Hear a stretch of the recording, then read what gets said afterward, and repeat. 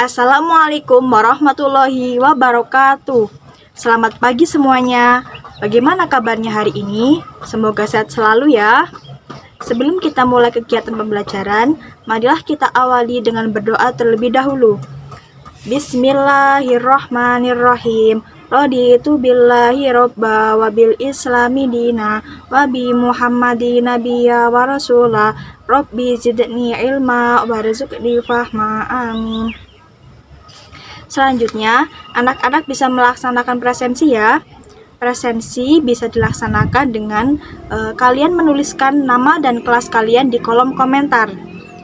Ibu akan tunggu presensi sampai pukul 9. Sebelum kita masuk ke materi, coba kalian perhatikan dulu beberapa ilustrasi berikut. Yang pertama, terdapat ilustrasi terbelahnya bulan. Yang kedua, terdapat ilustrasi kapal Nabi Nuh. Dan yang ketiga, terdapat ilustrasi terbelahnya Laut Merah. Ketiga ilustrasi tersebut akan berkaitan dengan materi yang akan kita bahas pada hari ini, yaitu mukjizat dan kejadian luar biasa lainnya. Sekarang ibu akan bertanya, apa sih itu mukjizat?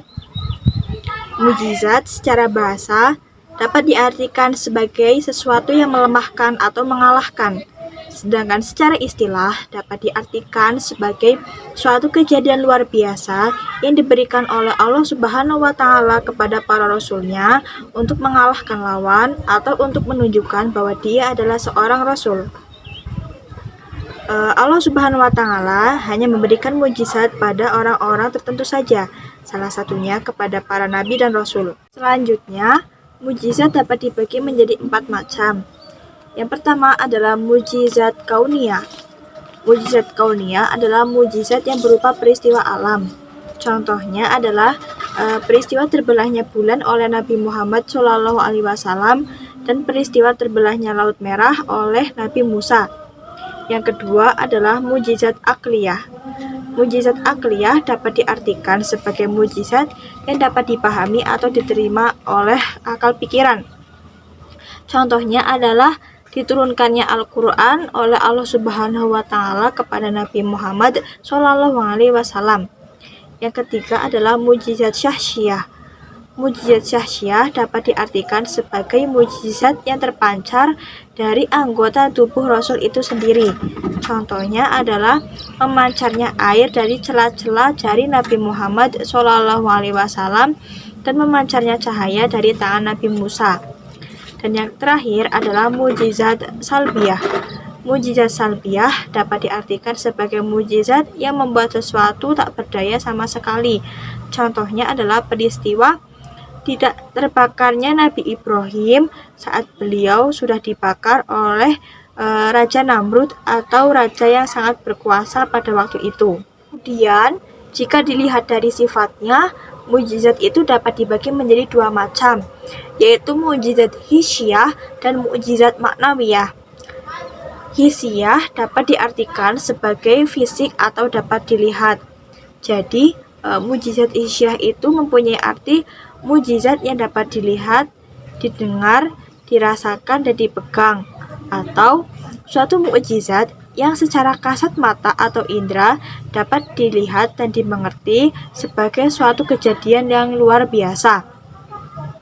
Kemudian, mukjizat maknawiyah adalah mukjizat yang tidak dapat dilihat, didengar, dirasakan, dan dipegang. Atau dengan kata lain, mukjizat maknawiyah adalah mukjizat yang tidak dapat dilihat secara kasat mata oleh orang biasa sebagai suatu kejadian yang luar biasa. Selanjutnya, Ibu akan memberikan beberapa contoh mukjizat yang pernah dialami oleh para rasul. Mukjizat yang pertama adalah mukjizat yang dialami oleh Nabi Nuh. Beliau mampu membuat kapal yang sangat besar dalam waktu yang sangat singkat untuk membawa kaum Nabi Nuh yang waktu itu mampu taat kepada beliau. Yang kedua adalah mukjizat yang dialami oleh Nabi Ibrahim. Pada masa itu, Nabi Ibrahim tidak hangus terbakar, padahal beliau sudah dibakar oleh raja yang sangat kejam pada masa itu, yaitu Raja Namrud. Yang ketiga adalah mujizat yang dialami oleh Nabi Musa. Tongkat Nabi Musa dapat berubah menjadi ular. Kemudian Nabi Musa juga dapat membelah Laut Merah menggunakan tongkat tersebut ketika Nabi Musa dikejar oleh pasukan Raja Firaun. Kemudian mujizat yang ketiga adalah mujizat yang dialami oleh Nabi Isa. Nabi Isa mempunyai beberapa mujizat, di antaranya mampu membuat burung dari tanah, mampu menghidupkan orang mati, dan mampu menyembuhkan penyakit kusta. Kemudian, mujizat yang dialami Nabi Muhammad SAW. Ada beberapa mujizat yang pernah dialami oleh Nabi Muhammad SAW. Di antaranya, Nabi Muhammad menerima kitab suci Al-Quran atau kitab suci yang saat ini dijadikan sebagai pedoman hidup oleh umat muslim. Kemudian Nabi Muhammad juga pernah melaksanakan perjalanan Isra Mi'raj. Diberikannya mujizat kepada para nabi dan rasul mempunyai beberapa fungsi. Yang pertama, sebagai bukti yang membawanya memang betul-betul seorang rasul Allah. Yang kedua, bukti kebenaran bahwa rasul benar-benar dipilih oleh Allah. Yang ketiga, sebagai senjata dalam menghadapi musuh yang menentang. Yang keempat, untuk melemahkan dan mengalahkan usaha orang-orang yang berusaha menentang seruan atau dakwah para rasul. Dan yang terakhir, untuk menambah wibawa para nabi dan rasul.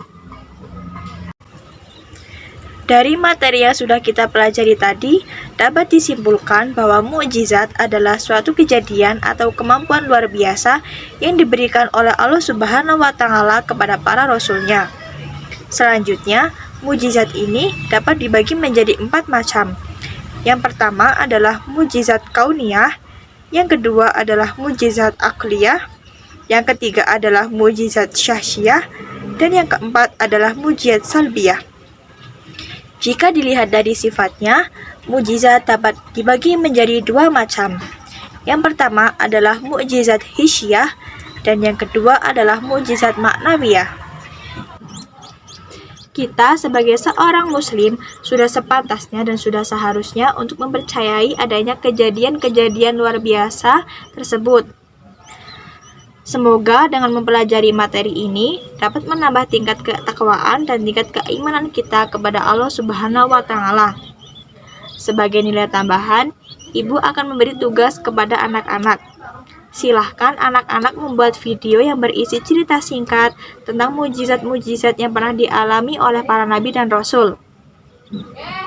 Sekian, anak-anak jangan lupa untuk tetap semangat belajar ya. Jangan sampai kondisi pandemi COVID-19 ini justru membuat motivasi belajar kalian semakin menurun.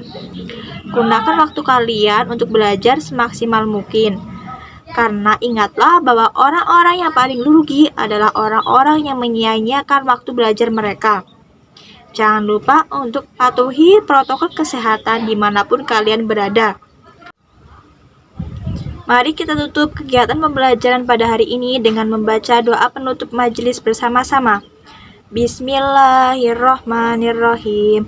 Subhanakallahumma wa bihamdika asyhadu alla ilaha illa anta astaghfiruka wa atubu ilaik.